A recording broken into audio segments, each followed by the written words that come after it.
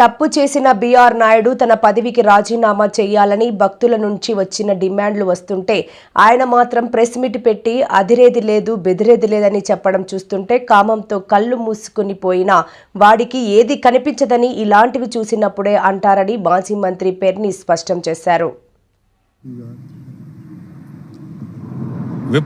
సాధారణంగా విప్రమహోత్తములకి సరస్వతీదేవి నాలుక మీద ఉంటుంది అని చెప్పని శాస్త్రాలు చెప్తూ ఉంటాయి. విప్రుడు మాట్లాడిన మాట ఏది మాట్లాడినా తదాస్తు దేవతలు తదాస్తు అంటారు, అది తథ్యం అని చెప్పి అంటుంటారు. అలాంటిది విప్రోత్తమ పుత్రుడైనటువంటి మూర్తి గారు చాలా కాలం యాది ఉంటుందని చెప్పని విప్రోత్తమ పుత్రుల వారు చెప్పారు, ఉటంకించారు. ఇంకా వారు చెప్పిన తర్వాత అది జరగకుండా ఎలా ఉంటుంది? కాబట్టి ఆ మూర్తి గారు చెప్పినటువంటి విప్రోత్తమ పుత్రుడైనటువంటి మూర్తి గారు చాలా కాలం యాది ఉంటుందని చెప్పారు. అలాగే తదాస్తు దేవతలు కూడా మూర్తి గారి నోట్లోంచి వచ్చినటువంటి మాటని తదాస్తు అని ఇవాళ దీవించారు. అందుకోసం నాయుడు గారు చాలా కాలం యాది ఉండేట్టుగా ఇవాళ సమాజంలో పునాది వేయటం జరిగింది. ఖచ్చితంగా మన మూర్తి గారి కోరిక నెరవేరేట్టుగా, మూర్తి గారి మాట ఇది తదాస్తు అనేట్టుగా చాలా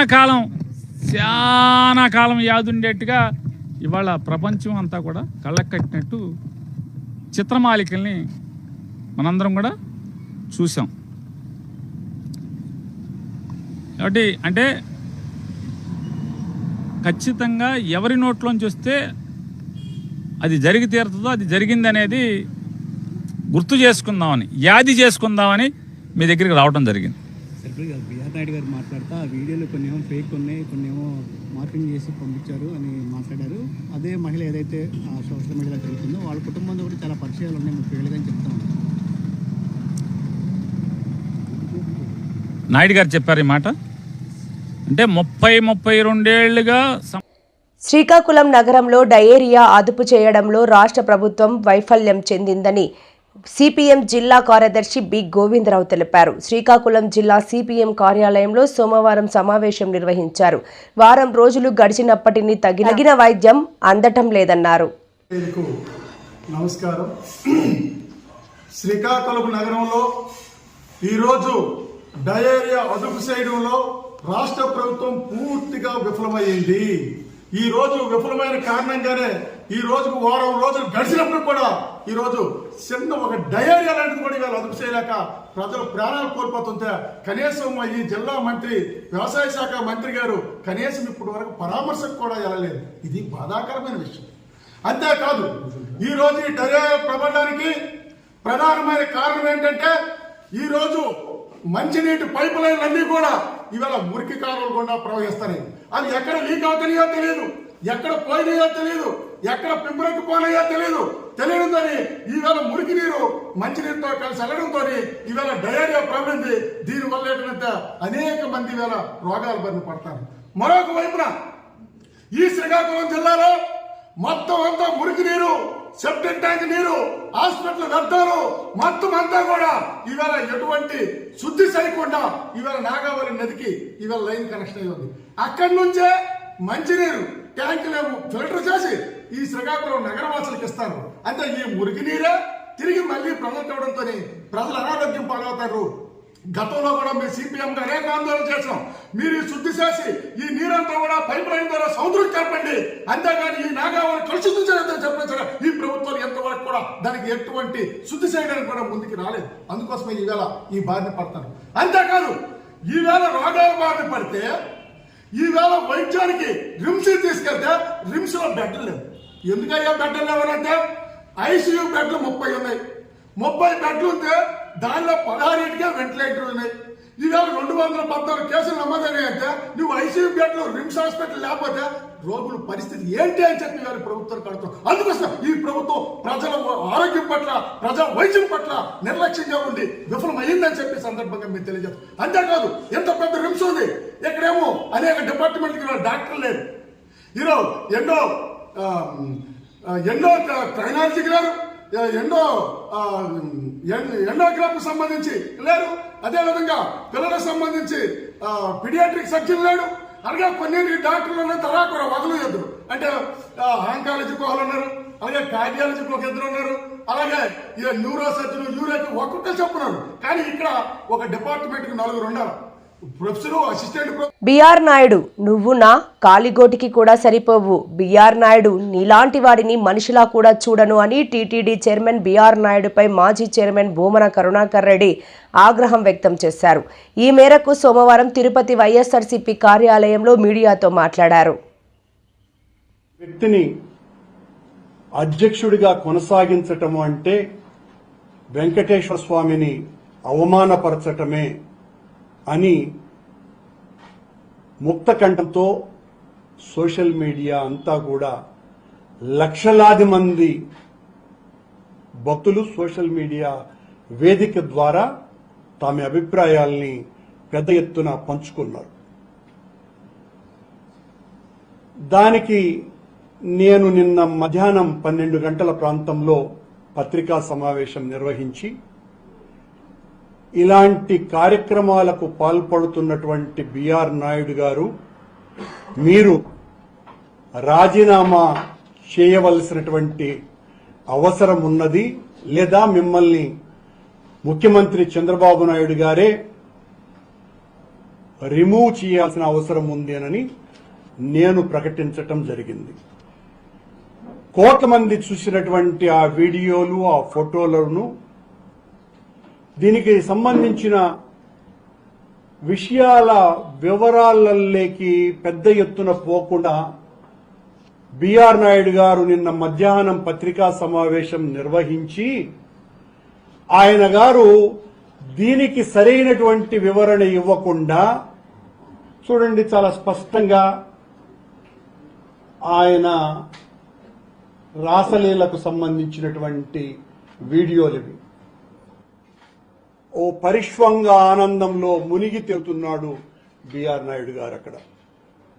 ఇది ఆయన మార్ఫింగ్ అని ఏ టెక్నాలజీతో అనేటువంటి, ఇంకా మిగతా ఫోటోలు కూడా చూపించమా. ఆ పరిష్వంగం కూడా గాఢ పరిష్వంగం. షిర్డీ ఇంటర్నేషనల్ ఎయిర్పోర్ట్ లో దిగినటువంటి ఫోటోలు. వీటిల్ని ఆయన ఆ గదిలో ఉండే ఫోటోలు, మా గది నుంచి బయటకు వచ్చింది కూడా చూపించు. ఇద్దరు ఆవిడ కాళ్ళ మీద కాలేసుకొని కూర్చుంది. ఈ వీరి విన్యాసం కూడా చూడండి, బిఆర్ నాయుడు గారి విన్యాసము.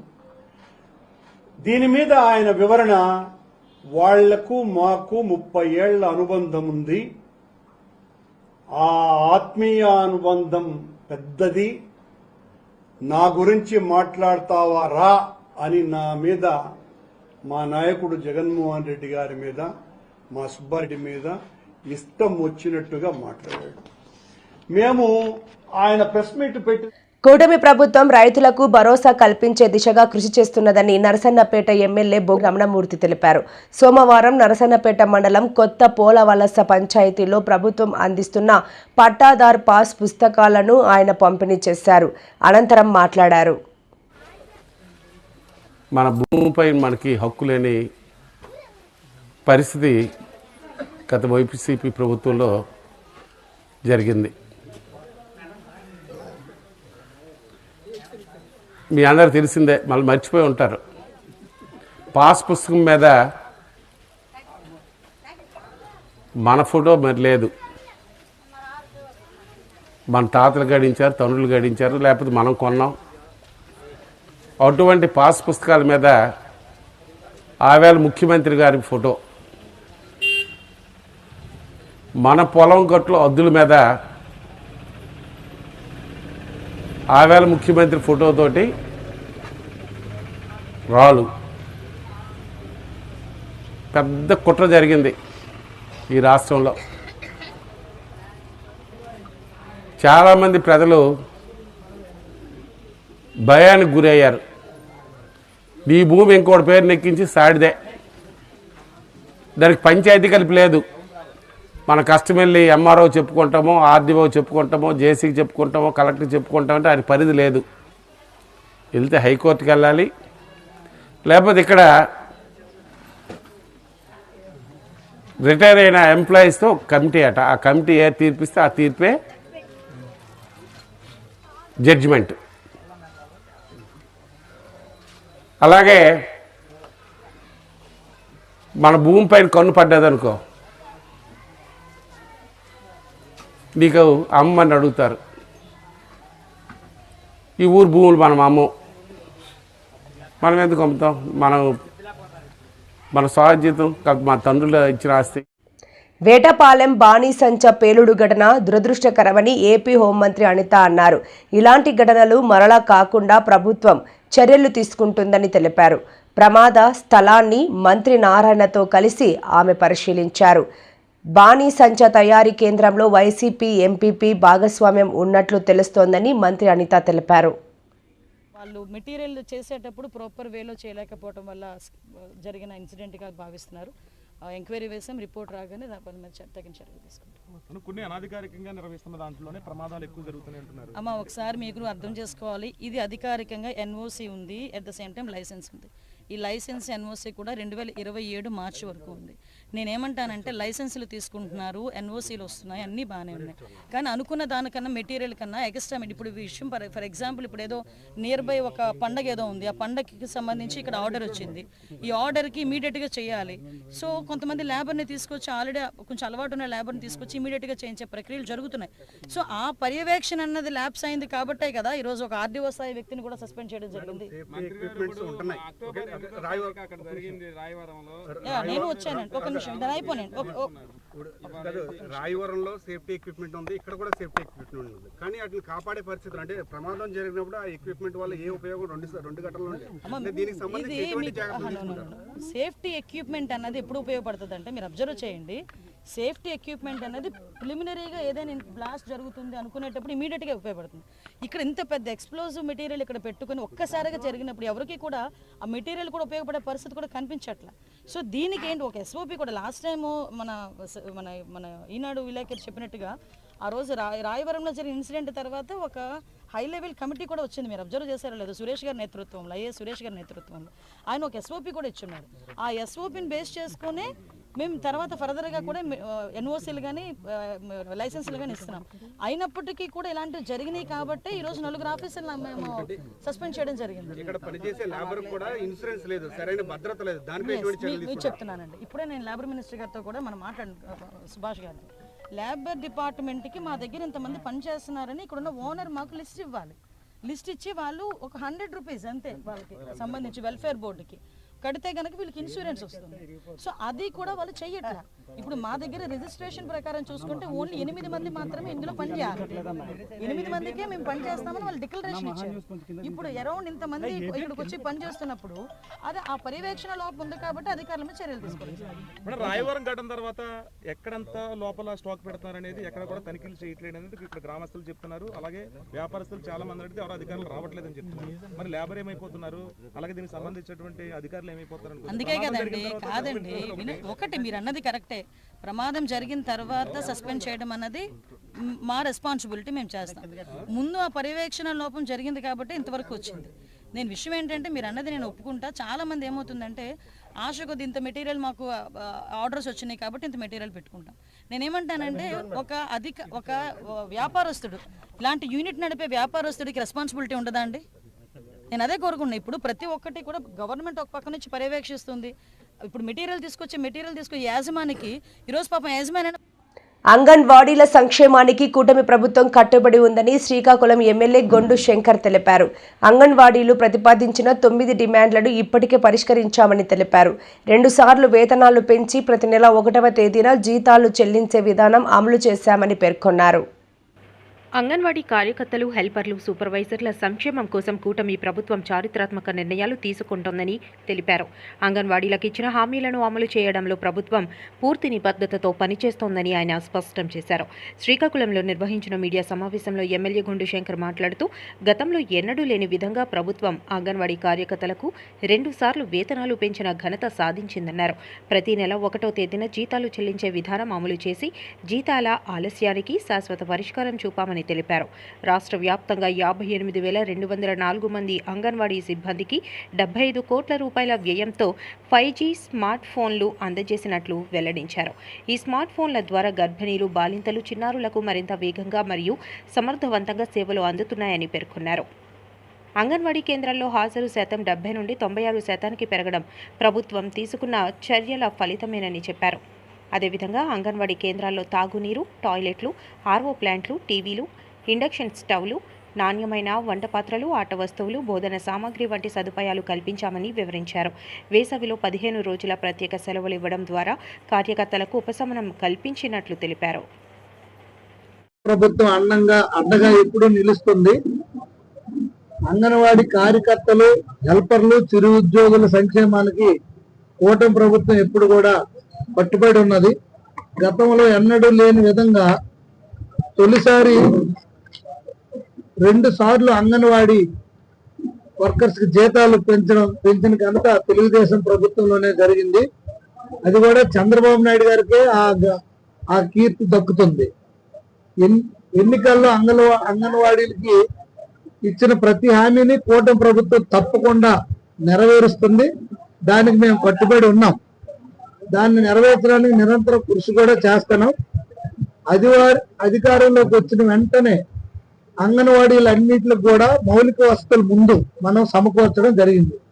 కాంపౌండ్ వాల్స్ కానీ, అలాగే ఎలక్ట్రిఫికేషన్ కానీ, అలాగే వాటర్ ఇబ్బంది ఉన్నా, అలాగే బాత్రూమ్స్ కానీ ఇవన్నీ కట్టడం జరిగింది. మరుగుదొడ్లు కూడా చేశాము. ఒక్కొక్క అంగన్వాడీ కేంద్రం కూడా ప్రత్యేకంగా నిధులు కేటాయించారు. 86.86 లక్షలు రాష్ట్ర వ్యాప్తంగా మొత్తం అన్ని అంగన్వాడీ కేంద్రాలకి ఇచ్చి మొత్తం అన్ని మౌలిక వసతులు ఫస్ట్ కల్పించడం జరిగింది. దీంతో పాటుగా అంగన్వాడీలందరికి కూడా గ్రాట్యుటీ ప్రకటించడం జరిగింది. అలాగే అంగన్వాడీ సెంటర్లకు టీవీలు, అలా 6 సెంటర్స్, టాయిలెట్ సౌకర్యము, టీచర్లు, ఆయాలకు 15 రోజులు వేసవి సెలవులు కూడా మనం ప్రకటించాం. గతంలో అది కూడా లేదు.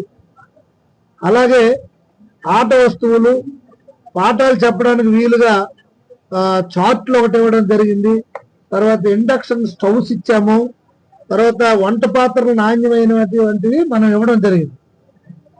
దీంతో పాటుగా ప్రతి నెల 1వ తారీఖు వచ్చేసరికి అంగన్వాడీలకి వేతనాలు తప్పకుండా చెల్లిస్తున్నాం. గత ప్రభుత్వంలో ఎప్పుడు వచ్చావో కూడా వేతనాలు తెలియని పరిస్థితి ఉండేది. ఒకటే చిత్తశుద్ధితో ముందు అంగన్వాడీ కేంద్రాలన్నింటిలో కూడా మౌలిక వసతులు కల్పించాలి. అక్కడ ఉన్న టీచర్స్ కానీ, ఆయాలకు కానీ అన్ని సౌకర్యాలు ఇవ్వాలి. ప్రతి నెల జీతం ఇవ్వాలి. అక్కడ ఉన్న ఇంకేమైనా అరకొర సామాన్లు ఉంటే అవన్నీ ఫుల్ఫిల్ చేయడం జరిగింది.